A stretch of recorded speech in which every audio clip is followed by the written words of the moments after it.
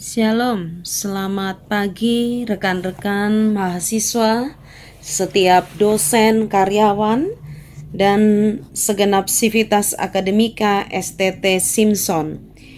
Pagi ini kita masuk dalam hari di mana kita bersama-sama berpuasa. Sebelum kita mendengarkan firman, mari kita berdoa terlebih dahulu. Bapa di surga, tolong kami mengerti firman-Mu dan tolong kami memahami kehendak-Mu serta melakukannya. Di dalam nama Yesus kami sudah berdoa. Amin. Bapak Ibu Saudara yang terkasih di dalam Yesus Kristus, kalau kita berbicara soal dampak pandemi COVID bagi pelayanan kita akan tahu bahwa dampak yang bersifat destruktif atau merusak tentu saja telah terjadi, walaupun kita selalu bisa belajar dari kenyataan-kenyataan yang paling buruk sekalipun. Sebagai hamba Tuhan, saya merasakan betapa sulitnya melayani di tengah pandemi. Harus memutar otak bagaimana bisa melayani jemaat dengan tetap kreatif.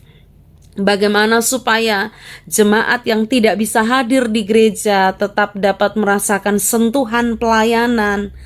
Bagaimana mendampingi jemaat jika mereka bergumul dengan sakit penyakit, secara khusus jika sakitnya adalah COVID. Bagaimana tetap meneduhkan hati jemaat supaya mereka tetap bisa dengan tenang datang beribadah di gereja. Bagaimana mendampingi jemaat-jemaat yang kehilangan keluarganya karena sakit tertentu atau bahkan karena sakit COVID. Belum lagi kalau sebagai pendidik, hari ini saya melihat kenyataan anak saya belajar di rumah dengan segala keterbatasan. Bulan ini genap 1 tahun tidak pernah pergi ke sekolah, menghadapi berbagai tantangan yang pasti jauh lebih sulit untuk belajar di rumah daripada di sekolah. Satu kenyataan yang seringkali juga terjadi ketika pandemi ini datang dan menghampiri hidup kita adalah bagaimana hubungan dengan sesama. Pandemi COVID menakutkan, sakit COVID menakutkan, bukan hanya karena sakit ini membawa pada kematian. Karena pada kenyataannya ada juga banyak orang yang sembuh dari sakit ini. Tetapi stigma negatif terhadap mereka yang sakit COVID itu jauh lebih menyakitkan daripada penyakit itu sendiri. Pandangan yang buruk seolah-olah terkena aib, seolah-olah orang yang harus dihindari, orang yang harus dibenci, orang yang menyebabkan masalah, itu jauh lebih menakutkan. Bagi penderita sendiri, meninggal dalam kesendirian, berada di dalam ruang isolasi dan berjuang sendirian, itu bukan hal yang mudah. Dampak sosial sangat besar terjadi di tengah-tengah masyarakat kita dan tak jarang di dalam lingkungan gereja. Saya berjumpa dengan seorang teman yang menyaksikan tentang bagaimana ketika dia sedang sakit atau baru saja menjadi suspek dari penyakit ini, orang-orang yang seharusnya di dalam komunitas keagamaan atau gereja itu mendukung dia, justru memandang secara negatif, merasa dia penyebab masalah, pembawa virus, menjauhi, menggosipkan, dan bahkan membuat tindakan-tindakan yang menyakiti hatinya. Dan itu dilakukan oleh orang-orang yang justru atau seharusnya menyatakan kasih sebagai orang Kristen. Dalam tema besar dan nats Alkitab yang diberikan dalam bagian dari semester ini, ada salah satu ayat, atau maksud saya 2 ayat di dalam Lukas 12 ayat 58 sampai 59. Saya akan mencoba membahasnya dengan memparalelkannya di dalam Matius pasal 5 ayat 21 sampai 26. Ketika sebelumnya Tuhan Yesus berbicara tentang menilai zaman, dan setelahnya Tuhan Yesus berbicara soal keberdosaan, entah itu bagaimanapun caranya matinya, dan selanjutnya berbicara tentang pohon ara yang tidak berbuah. Di tengah-tengahnya dalam 2 ayat dari 58 sampai 59, Yesus berbicara tentang hubungan dengan sesama. Pagi ini saya mau kita melihat dalam kaitannya dengan dampak dari pandemi COVID. 2 ayat ini sekaligus nanti saya akan mengaitkan dengan Matius 5 ayat 21 sampai 26. Kita mau belajar, apalagi dalam masa hari ini kita berpuasa, sekaligus mengoreksi diri kita. Bagaimana hubungan dengan sesama yang seharusnya yang Tuhan Yesus mau kita terapkan atau Tuhan Yesus mau kita lakukan. Tadi saya sudah bilang bahwa dampak sosial dari pandemik ini juga sangat besar efeknya di tengah-tengah masyarakat kita. Kalau saya perhatikan baik-baik, atau kalau kita lihat dari pasal 12 ayat 58 sampai 59 dari Injil Lukas yang paralelnya ada di dalam Matius 5 ayat 21 sampai 26, saya bacakan dalam terjemahan dari firman Allah yang hidup. Di sana Matius 5 ayat 22, tetapi aku berkata bahwa apabila kalian marah, sekalipun di rumah sendiri, kalian menghadapi kemungkinan dihukum. Apabila kalian menyebut seorang teman tolol, kalian menghadapi kemungkinan diseret ke hadapan pengadilan. Dan apabila kalian mengutuki dia, maka kalian menghadapi kemungkinan dilemparkan ke dalam api neraka. Dari sini jelas bahwa bukan hanya membunuh yang selama ini kita anggap sebagai itu dosa besar yang akan diadili, tetapi juga bahkan marah. Di sini bahkan ditegaskan bahwa walaupun kamu tuh marahnya di rumah sendiri, kamu tuh ngomong-ngomong dan memaki, itu orang gak denger, itu terjadi di rumahmu sendiri. Bentuk kemarahanmu orang lain gak bisa lihat, perkataanmu itu mungkin kamu dengar sendiri. Atau marah dengan menyatakan melalui perbuatan yang nyata, dalam hal ini contoh yang diberikan adalah membunuh, itu sudah merupakan kekejian atau dosa di hadapan Tuhan. Jadi bukan hanya orang yang membunuh yang dinyatakan berdosa untuk dihukum, tetapi orang yang bahkan marah tanpa diketahui oleh orang yang dia marahin itu sendiri, yang marahnya itu mungkin hanya mengumpat di dalam hati, yang marahnya itu mungkin di rumahnya sendiri, yang dia itu gak bisa didengar oleh orang lain. Menurut Yesus itu sama berdosanya dengan membunuh. Apa yang Yesus mau katakan? Yesus mau supaya orang-orang yang pada waktu itu mendengar pengajarannya memeriksa hati mereka.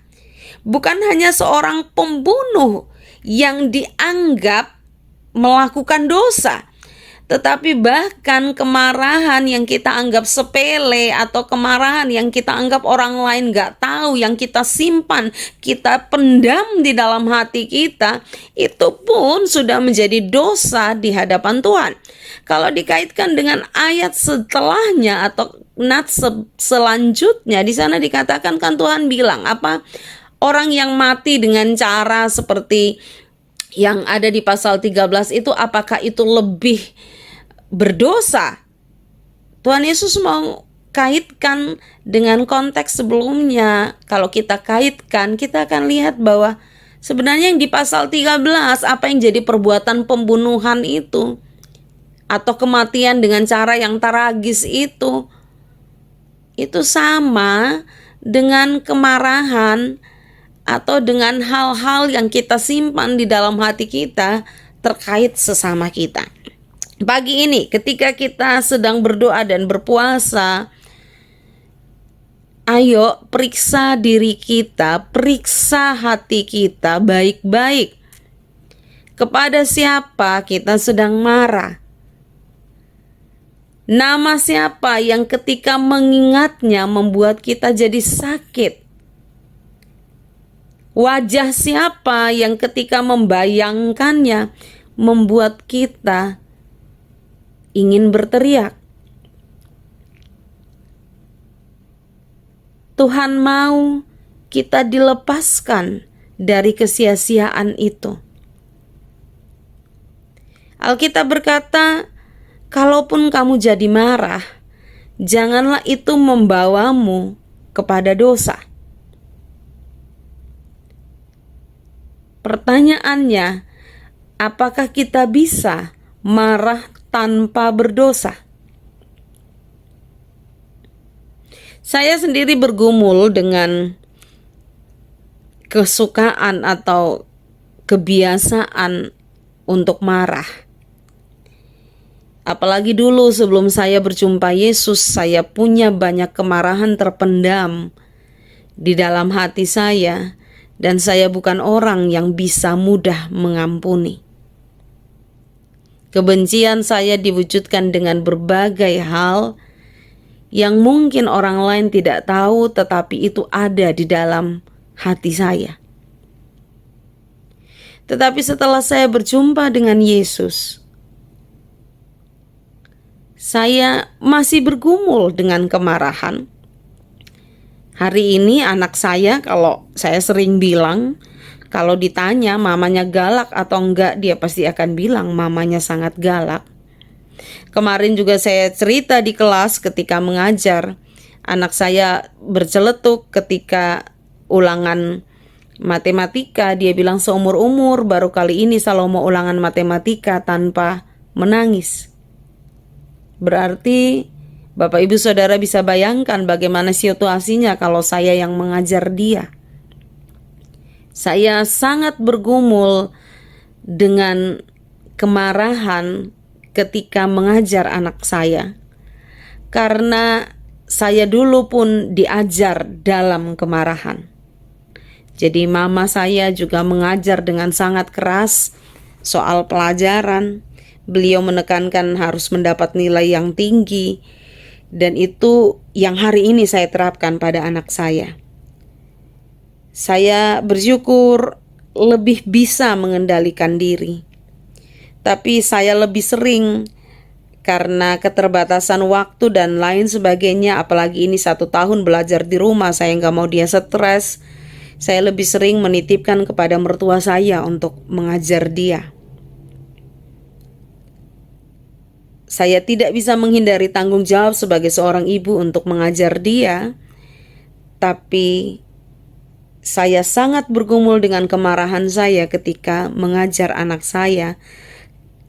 Tapi saya juga bersyukur karena Tuhan menolong saya lebih bisa mengendalikan diri. Apa yang jadi kebencian, kemarahan kepada siapa atau kepada apa di dalam hati kita, minta Roh Kudus pagi ini bukakan dengan jelas, supaya kita tidak kedapatan berdosa. Walaupun kita tidak membunuh, tapi ketika kita menyimpan kemarahan, itu sudah jadi kekejian di hadapan Tuhan. Selanjutnya, apa yang Yesus mau dalam hubungan dengan sesama? Kalau kita sudah memeriksa tentang kemarahan di dalam hati kita, ayat selanjutnya Yesus mau supaya itu diselesaikan. Jadi bukan hanya memeriksa, ya udahlah ya saya marah sama si A atau si B, tapi lebih kepada diselesaikan.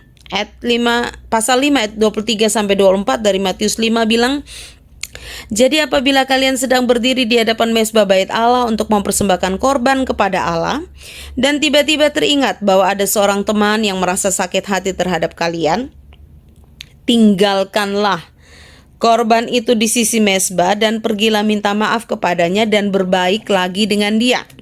Setelah itu, barulah kembali untuk mempersembahkan korban kepada Allah. Dalam hal ini bukan persembahan yang dilihat, tetapi bagaimana suasana atau motivasi hati saat memberi. Dari bagian ini juga kita melihat dengan jelas bahwa hubungan dengan sesama sama pentingnya dengan hubungan kita dengan Tuhan. 1 Yohanes 4 ayat 20 di sana dikatakan, jikalau seorang berkata saya mengasihi Allah tetapi ia tetap membenci saudaranya, ia pendusta. Sebab jikalau ia tidak mengasihi saudara yang ada di hadapannya, bagaimana ia dapat mengasihi Allah yang belum pernah dilihatnya? Jadi kalau tadi pada poin pertama kita sudah sadar, kita sudah memeriksa diri kepada siapa kita marah. Pada poin selanjutnya mari selesaikan. Selesaikan bukan hanya dengan Tuhan, tapi juga selesaikan dengan sesama kita jika itu memang jadi masalah. Selesaikan dengan Tuhan artinya kita minta ampun kepada Tuhan kalau kita marah, kita menyimpan sakit hati, kita menyimpan dendam. Tapi jika memang sudah ada kejadian-kejadian, pertengkaran-pertengkaran, konflik-konflik, tidak peduli siapapun yang salah, yang paling besar atau siapapun yang mulai duluan, Alkitab berkata dalam Roma, berusahalah untuk hidup damai dengan semua orang sedapat-dapatnya kalau hal itu bergantung kepadamu. Artinya kalau konflik itu melibatkan kita, entah dia salah, entah dia benar, entah kita salah, entah kita benar, kita harus punya inisiatif untuk datang dulu. Yesus jelas bilang kalau kamu mau persembahkan korban, kamu ingat ada yang gak beres di dalam hatimu dengan sesamamu, tinggalin dulu korbanmu di situ. Hubungan kita dengan Tuhan tidak jauh lebih penting daripada hubungan kita dengan sesama. Artinya kalau hubungan kita dengan Tuhan beres, hubungan kita dengan sesama pun pasti akan beres. Itu otomatis. Tuhan mau kita membereskan semua hubungan kita sebelum pada akhirnya kita melayani Dia, beribadah kepada Dia, kita menyembah Dia. Karena kita gak mungkin bilang sama Dia kita mengasihi Dia kalau orang yang Dia kasihi dan Dia tebus, orang yang Dia ciptakan, gak kita kasihi. Yesus mau kita ambil inisiatif. Siapapun yang bersalah, kalau konflik itu bergantung pada kita harus ambil inisiatif untuk menyelesaikan. Dalam pengalaman pelayanan saya di gereja, seringkali saya juga berhadapan dengan berbagai macam konflik. Malah pernah saya konflik dengan seorang rekan sesama pelayan. Saya tidak bisa menahan kemarahan sehingga saya benar-benar melampiaskan kemarahan saya dan kebencian saya kepada dia. Tetapi setelah semuanya selesai, saya tahu bahwa saya harus datang kepada dia, mengakui saya salah, meminta maaf dan memperbaiki hubungan kami. Begitu juga dalam kebencian saya dengan mama saya. Walaupun mama saya melakukan banyak hal yang menurut saya menyakiti saya, tapi setelah pertobatan saya yang datang kepada dia dan menyatakan kasih saya kepadanya sampai hari ini. Tidak peduli kita salah atau benar, kita yang mulai duluan atau kita hanya jadi korban. Alkitab bilang kalau itu bergantung padamu, artinya kita bagian dari konflik itu. Sedapat-dapatnya kalau hal itu bergantung padamu, usahakanlah. Artinya memang gak mudah mau berdamai sama orang, tapi Alkitab bilang usahakanlah. Bapak ibu saudaraku yang terkasih di dalam Tuhan, Tuhan mau kita beres soal hati kita pada sesama kita. Pandemi adalah kesempatan untuk menyatakan kasih dan bukan menebar kebencian. Pandemi adalah kesempatan untuk kita lebih peduli dan bukannya lebih menyakiti. Kembali kepada yang saya contohkan dalam ilustrasi bagian awal tadi. Beberapa waktu yang lalu ada tetangga kami mengalami sakit COVID seisi keluarga. Walaupun hasil tes beliau negatif, hanya suami dan anaknya yang positif, sehingga akhirnya beliau harus isolasi mandiri di rumah. Tapi beliau menampilkan atau menampakkan gejala-gejala bahwa beliau mengarah kepada sakit itu dan memang kemudian benar sakitnya adalah COVID. Ketika di grup Dasawisma RT ada pembicaraan tentang beliau yang sakit, kebetulan rumahnya tidak jauh dari tempat saya mengambil inisiatif mengajukan diri kepada Ibu RT untuk saya mau bantu mengantarkan makanan. Ya, saya tahu itu tidak mudah, resikonya juga besar, tapi saya pikir mesti ada caranya lah untuk bantu dia, mengantarkan makanan kepada dia. Dan Tuhan izinkan bukan hanya membantu mengantarkan makanan, tapi saya juga bisa ikut memberikan pandangan kepada keluarganya tentang situasinya, sehingga beliau bisa dibawa ke rumah sakit. Dan setelah dirawat beberapa saat di rumah sakit, akhirnya beliau meninggal dunia. Kalau dampak sosial karena COVID begitu besar, sementara kita nggak beres dengan hati kita soal sesama kita yang sama-sama Kristen, atau bahkan kita ini Kristen dan hamba Tuhan, bagaimana kita bisa lihat masyarakat di sekitar kita dan menolong mereka. Karena itu ayo periksa diri, kalau ada kebencian-kebencian, minta ampun, dan kalau Tuhan gerakkan, selesaikan. Kalau Tuhan yang suruh selesaikan, itu perintahnya, pasti ada jalannya. Hanya dengan cara demikian kita bisa jadi berkat bagi masyarakat yang ada di sekitar kita. Amin. Mari kita berdoa. Ya Tuhan, terima kasih buat firman-Mu. Roh Kudus, bekerjalah di hati kami hari ini supaya ketika kami berdoa dan berpuasa, kalau kami menemukan hati kami sedang membenci seseorang, kami melepaskan pengampunan di dalam nama Yesus. Kami juga memohon ampun kepada Yesus, dan dengan demikian kami dimerdekakan. Kalau kami harus menyelesaikan, beri keberanian, bukakan jalan, lembutkan hati kami, supaya apapun risikonya kami mau melakukannya. Di tengah-tengah pandemi, kalau ada yang harus kami lakukan bagi masyarakat, Tuhan tolong kami. Di dalam nama Yesus kami berdoa. Amin.